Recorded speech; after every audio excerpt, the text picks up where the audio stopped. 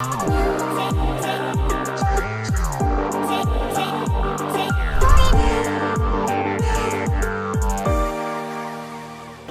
ताल्लुक़ जेहलम के एक गांव से है और ये उस वक्त की बात है कि जब वहाँ पर शेर व अदब का कोई सिलसिला या कोई तारुफ़ था ही नहीं। तो हमारे गांव में एक रिसाला आता था आदाब अर्ज़, तो उसमें हमारे गांव के एक साहब की कुछ शायरी छपती थी। तो मैं उस रिसाले में उन साहब का जो कलाम था वो पढ़ के बहुत मुतासिर हुआ। तो मैंने लोगों से पूछा कि ये कौन है, तो मुझे पता चला कि ये इकबाल नाज़िर साहब हैं और उनकी ये नज़में हैं जो छपती हैं। तो मैं फिर उनसे मिलने के लिए ख़ास तौर पे गया, क्योंकि उस वक्त ये बहुत अहम बात थी किसी रिसाले में छपना। तो उनसे दोस्ती का आगाज़ हुआ।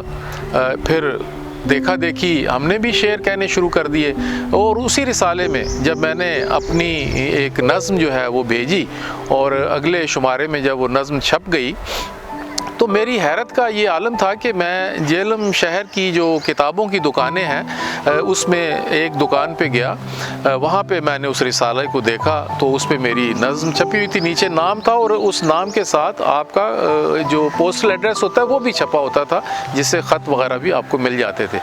अच्छा, हैरत इसमें ये थी कि मैंने जेहलम के 4-5 बुक स्टोर जो है उन पे गया और मैंने कहा देखा कि यहाँ पे भी जो रिसाला पड़ा है उसमें भी मेरा नाम है या नहीं। यानी ये उस वक्त का दौर है जब मैंने शेर कहने का आगाज़ किया। फिर बाद में जेहलम में हमदानी टी स्टॉल पर हम बैठने लग पड़े। वहाँ पर तनवीर सिपरा, इकबाल कौसर, जोगी जेलमी, इमदाद हमदानी, शहजाद कमर, यूसुफ हसन, ये सब लोग वहाँ बैठते थे। इनसे मुलाकात हुई तो दरअसल शेर व अदब का पता चला कि शेर व अदब है क्या चीज़। वहाँ से फिर शायरी का बाकायदा, जिसको हम कहते हैं, बाकायदा आगाज़ वहाँ से हुआ। उस दौर में जेहलम में फ़नून रिसाला जो है इसकी कुछ कॉपियाँ इमदाद हमदानी साहब मंगवाते थे और फिर आगे जो शौरा थे उनको वो तकसीम कर देते थे, कीमत के ऊपर दे देते थे। तो औराक का जो रिसाला था वो तालिब कुरैशी साहब के पास आता था। तो जेहलम में तालिब कुरैशी और इमदाद हमदानी ये दो मुख्तलिफ मकतबे थे फ़िक्र के और शायरी के जो चल रहे थे।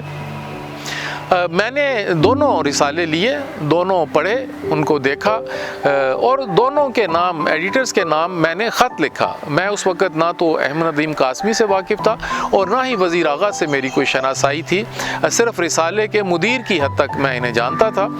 मैंने देखा कि अगले शुमारे में जो औराक में जो मेरा ख़त छपा उसमें जो तनकीद के जुमले थे वो उन्होंने काट दिए थे और जो तौसीफ़ी जुमले थे वो सारे शामिल कर लिए थे, जबकि फ़नून में जैसा मैंने ख़त लिखा था वो सारे का सारा उसी तरह छप गया। तो ये एक पॉइंट था जब मैंने फ़ैसला किया कि मैंने आज के बाद ना औराक में कोई चीज़ भेजूँगा ना ख़त लिखूँगा और मैं सिर्फ़ फ़नून को अपनी चीज़ें छपने के लिए भेजूँगा। और यूँ ये सिलसिला फ़नून का शुरू हो गया। अब उसमें भी बड़ी दिलचस्प बात थी कि जब अंजनी यूनिवर्सिटी में मैं आया तो तब तक मैं फ़नून में मेरी चीज़ें शाया नहीं होना शुरू हुई थी, लेकिन जेहलम से चलते हुए दोस्तों ने ये कहा कि नदीम कासमी साहब से ज़रूर मिलना है। खैर मैं गया उनके पास, उस वक़्त मैक्लोड रोड पे उनका ऑफ़िस होता था, तो वहाँ उनसे मुलाकात हुई। तो जो दूसरी मुलाकात थी उस मुलाकात में मैंने अपनी 2 गज़लें उनकी खिदमत में पेश की।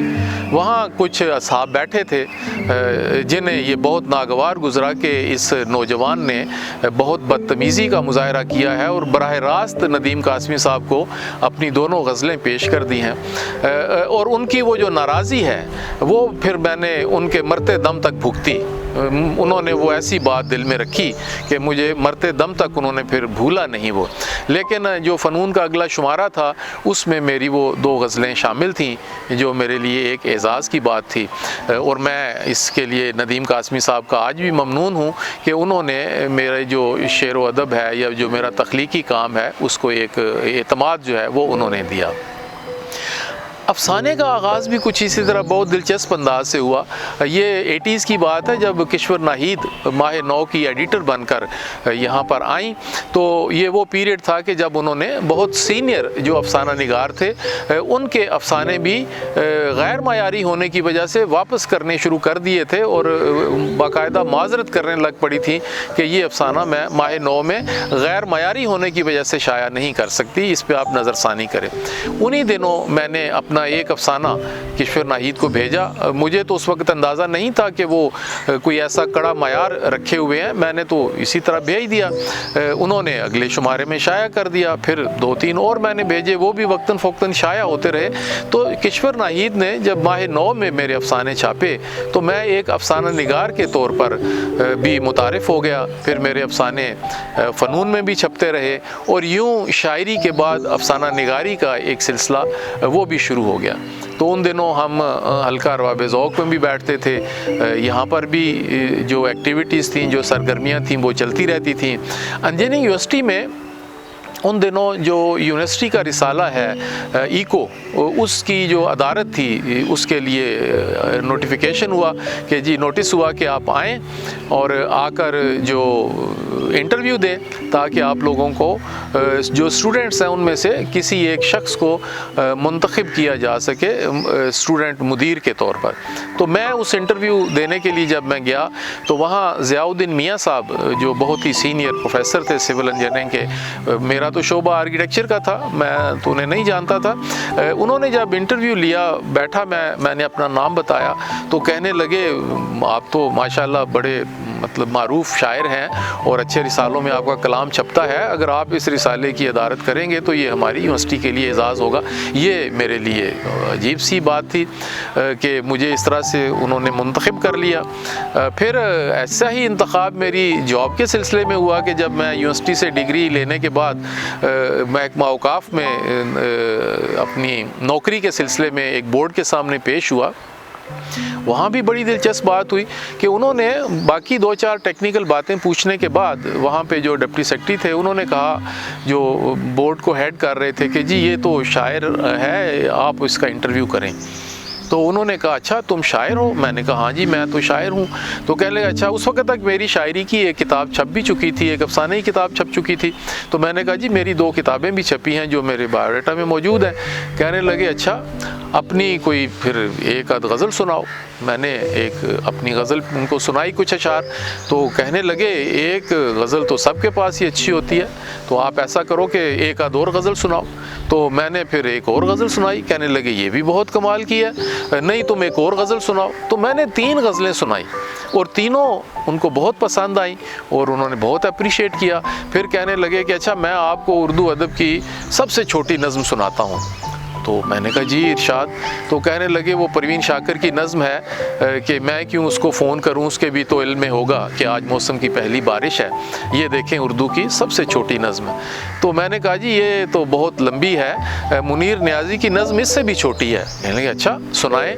میں نے کہا جی ان کی نظم کا عنوان ہے ویلے تو اگے لنگن دی سزا, اور ان کی نظم ہے بندہ کلا رہ جاتا ہے. نظم سن کے انہوں نے ہاتھ پہ ہاتھ مارا اور کہنے لگے کمال ہے, اتنی چھوٹی نظم اور مجھے اس کے بارے میں پتہ ہی نہیں تھا, بہت اچھا. تو پھر خیر کہنے لگے کہ انٹرویو یہاں ختم ہوا. کہنے لگے جی آپ سب لوگ انتظار کریں, ہم ابھی کرائٹیریا اناؤنس کریں گے, تو جو سب سے زیادہ نمبر لے گا وہ پہلے نمبر پہ, دوسرے نمبر پہ اور تیسرے. تو اس میں اس طرح سے کر کے میرا پہلے نمبر پہ میرا نام تھا. تو کہنے لگے, مجھے آج بھی وہ جملے یاد ہیں, معین قریشی کا دور تھا, کہنے لگے کہ اس سے پہلے کہ کسی چٹھے یا کسی وٹو کا مجھے سفارشی فون آ جائے تم فوری طور پہ یہ نوکری جوائن کرو.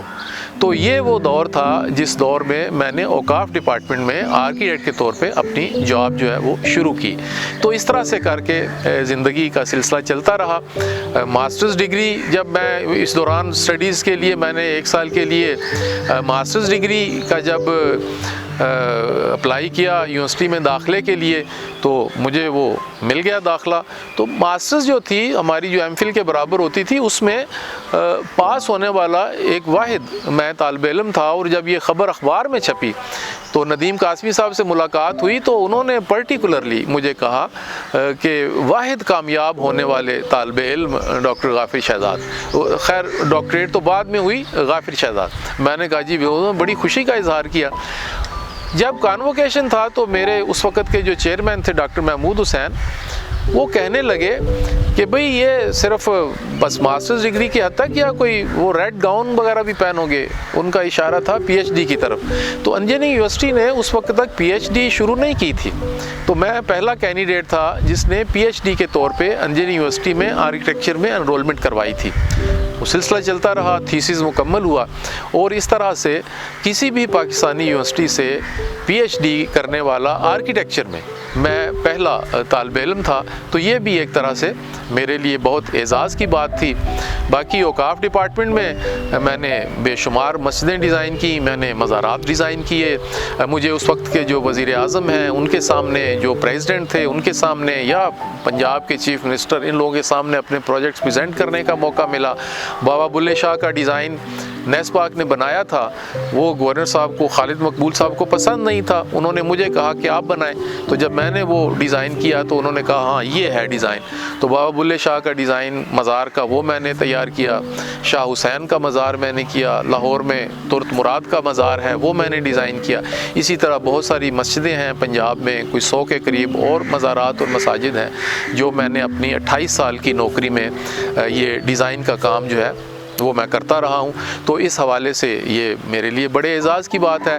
جس دوران میں پی ایچ ڈی کر رہا تھا اس دوران میں نے کچھ آرٹیکلز لکھے مزارات کے حوالے سے، لاہور کے حوالے سے، وہ میری کتابوں میں چھپتے رہے، اور وہ کتابیں لاہور گھر گلیاں دروازے، لاہور کے مینار، لاہور کے بازار، لاہور کی مساجد، اسی طرح سے جو مزارات پہ ہیں بابا فرید کے تعمیر و توسیع خانقاہ بابا فرید، یا دادا دربار کمپلیکس تعمیر سے تکمیل تک، یا پنجاب میں خانقاہی کلچر، یا پنجاب میں صوفی درگاہیں کمال سے زوال تک، یہ وہ کتابیں ہیں جو اس ریسرچ کے دوران میں نے تحریر کی۔ ان میں 2 کتابیں ایسی ہیں جن کو پنجاب گورنمنٹ نے ایوارڈ بھی دیا، ایک تھی لاہور کے مینار اور ایک لاہور گھر گلیاں دروازے۔ یہ اس دور کی بات ہے کہ جب انفارمیشن ڈپارٹمنٹ انعامات دیتا تھا تو میری 2 کتابوں کو بیسٹ بک ایوارڈ بھی دیا گیا۔